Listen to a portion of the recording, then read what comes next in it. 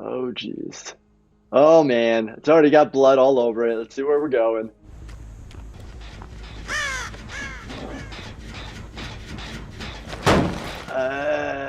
Destroying the generator. I don't know if that works or not. We're hunting some people, I think. Oh man, just slicing it up, and then he actually like wipes off the blood on his own arm. You know, you always worry about like diseases. What are you gonna get? Hepatitis B, C, potentially HIV. Like obviously you're not thinking about it in this situation, but that's what I think about in real life. Oh, whoa. Did we just get like facial laceration versus like totally right through the neck? We see wounds like this where somebody gets injured to the neck. You get worried about the different zones, right? So you have zones 1, 2, and 3 of the neck, and zone 2 is the worst, right? Below the jaw, above the clavicles and the sternum here. Right? To use these tiny little tools to sew up these blood vessels. That way, actually, they don't bleed out and die.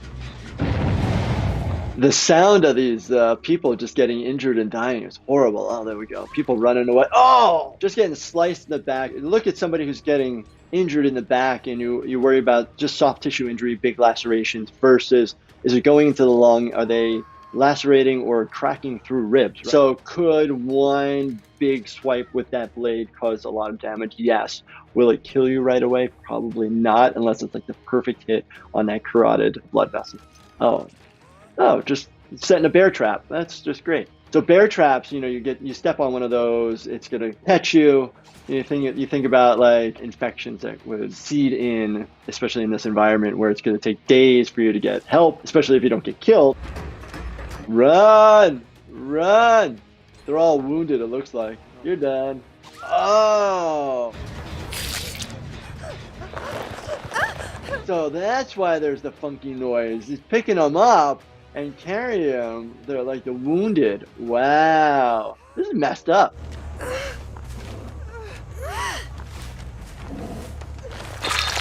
What? Wow, there are hooks that they have to be placed on. Who came up with this idea? So a lot of times if you're gonna get impaled right through the chest, you have all these bones up here, your ribs, your clavicle, that are gonna keep you from popping all the way through and all the soft tissue. But it's gonna tear a little bit. Oh, so stuck in the bear trap, getting sliced. All I can think about is cellulitis, wounds to fix.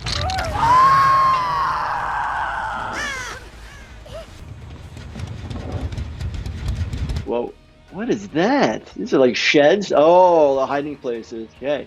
We get people who come to the emergency department a lot who end up having choking injuries, and you always worry about inflammation of the airway, inflammation of the vessels, and then laceration of the vessels or injury to the walls of the blood vessels. Then all of a sudden, this person just gets impaled right through their neck. To have that occur, you have to actually go through the vertebral bodies, the bones of the spinal column, and then go all the way out the front. I would not want to be in this world at all.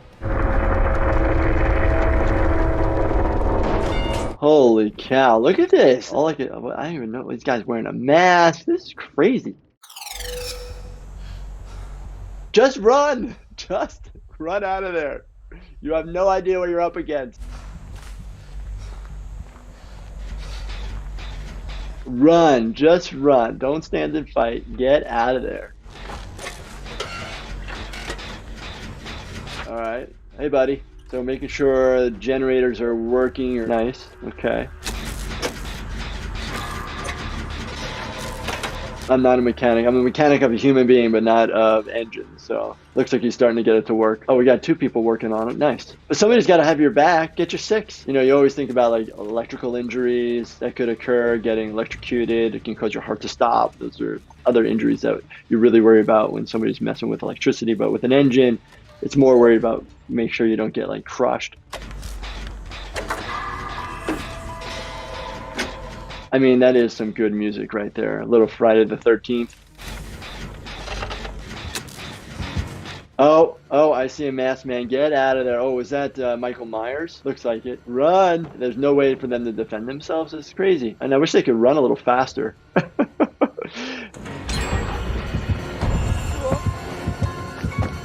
it is Halloween music. Yes. Yes. Oh, Michael Myers coming in for the kill with his knife. All of these like creatures of the night have unbelievable strength. See, oh my gosh, he's still alive. So that looks like he's being held up by his clavicle on that left side. And he's moaning, uncomfortable. I would be screaming my head off. But the question ends up being, can you come up, grab behind you somehow, and push yourself off? Or your friend just ripped right through you? I don't think so. You'd definitely have to lift yourself up off of that stake, which you could. You just need a place to push off of. But then the issue ends up being now you have a pneumothorax, a hemothorax. Stop moaning! You're giving yourself up. Go, go, go. Uh-oh, man. I remember I learned how to play that on the piano, the Halloween music. All right. I don't think the cornfields are going to help you. Oh, man. That just like sinister walk. Got lucky. Got lucky. So at least with the game, they're doing a good job where he's kind of favoring the left side from being impaled. He's still getting around. And could you actually do that? Yes. Obviously, when you have a lot of adrenaline going through your system, adrenaline meeting epinephrine, your sympathetic nervous system's kicking in, your fight and flight responses, you'll be able to do things that you wouldn't expect you'd be able to do. People in these situations, you heard with bad car accidents, they could lift cars and get people out of different situations. It's because they're able to kind of muster up and get that strength from your body's own natural, like, oh man, we gotta get out of this situation. Oh man, it's gonna get you in the back, bro. Oh man, oh, he's off to another area.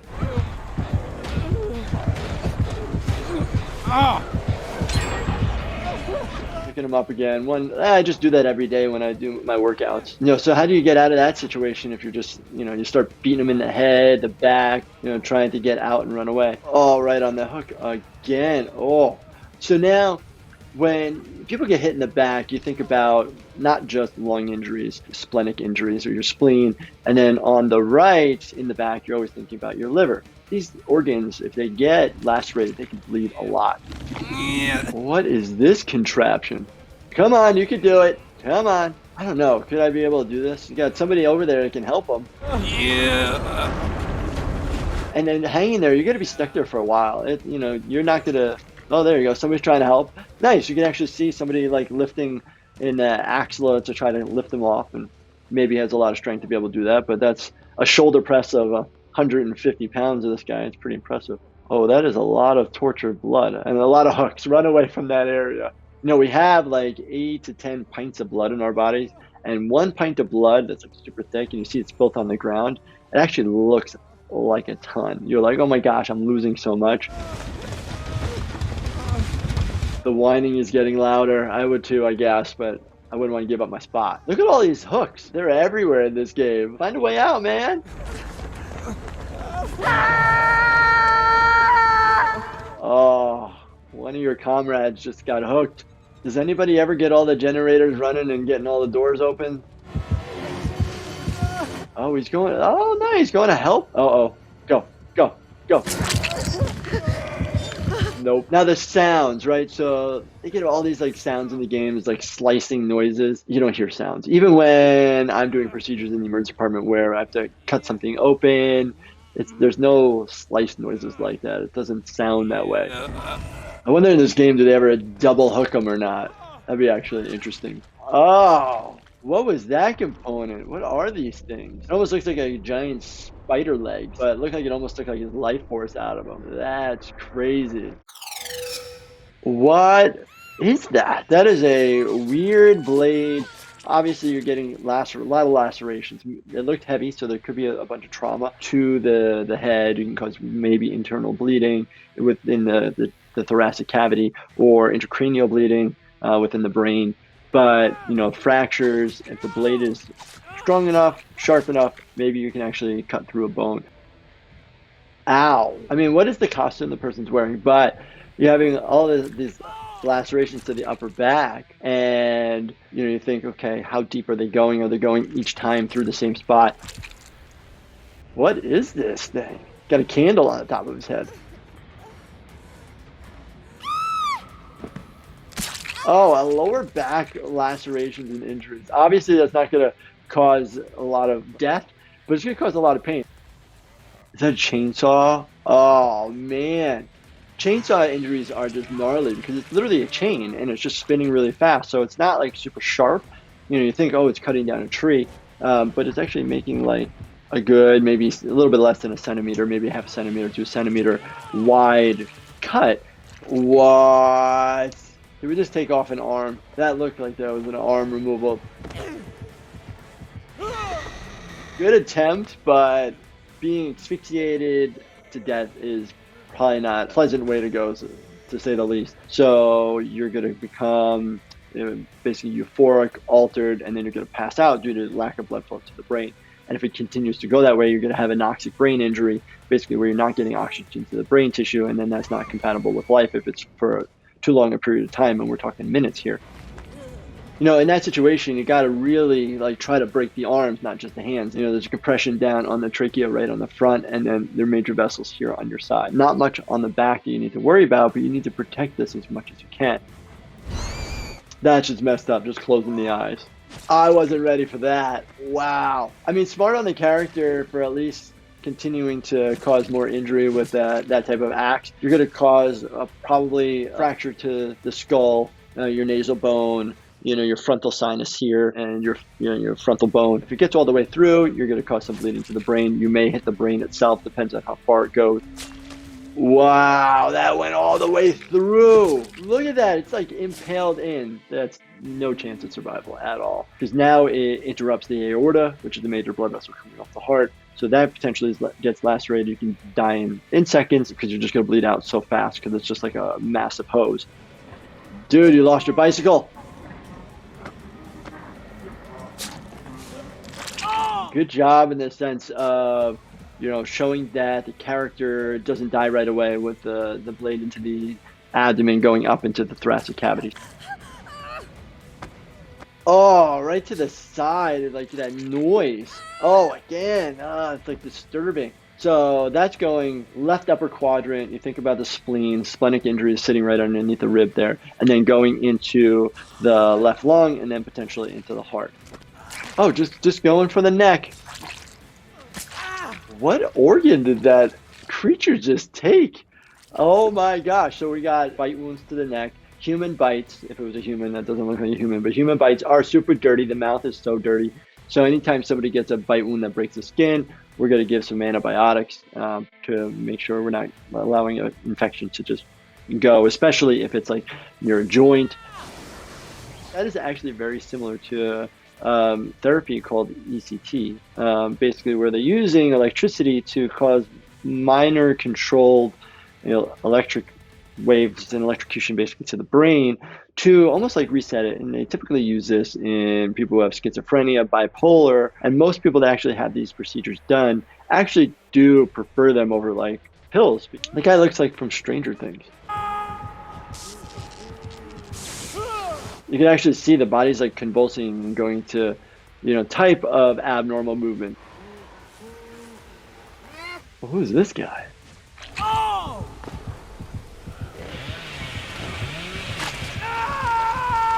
Wow, that's nuts. Is that like Texas Chainsaw, like Leatherface? Oh!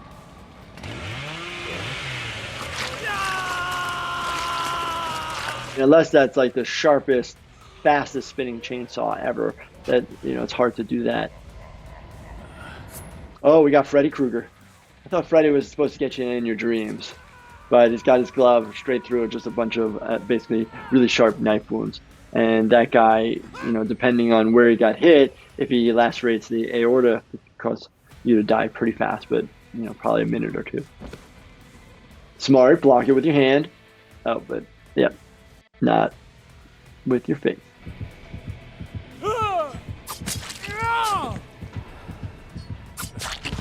Oh, just a lacer, you're just chopping off the head. Obviously, I never see these wounds in the emergency department. People are not coming in decapitated. But are there incidences in normal everyday life where somebody's head gets decapitated? Typically, it has to take a lot of force related to like car accidents. What the heck is that? Oh, taking just souvenirs. Oh, just some trauma to the head. That's so messed up. It is not a sausage.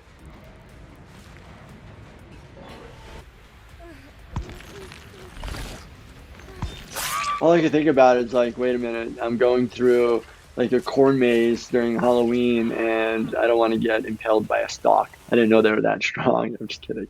But you think about impaled injuries. If you have an impaled injury, if it's still in there, nobody's pulled it out, leave it there, cut off maybe the end so you're not sticking out and get to the hospital. Because the minute you pull that out, whatever is being tamponaded or blocked from bleeding is now going to have an area just to bleed into, and you can bleed out very fast.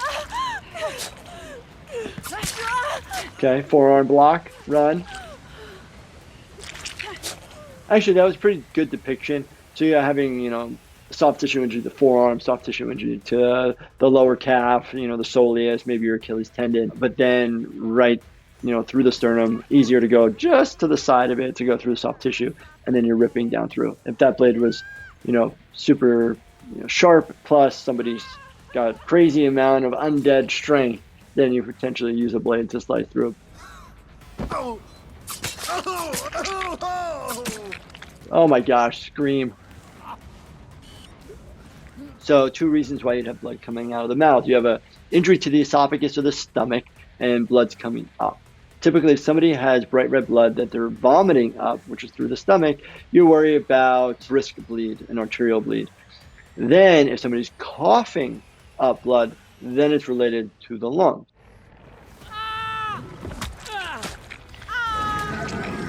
Oh, isn't that just disgusting? How'd he die? He just sucked his life force out? I don't even know.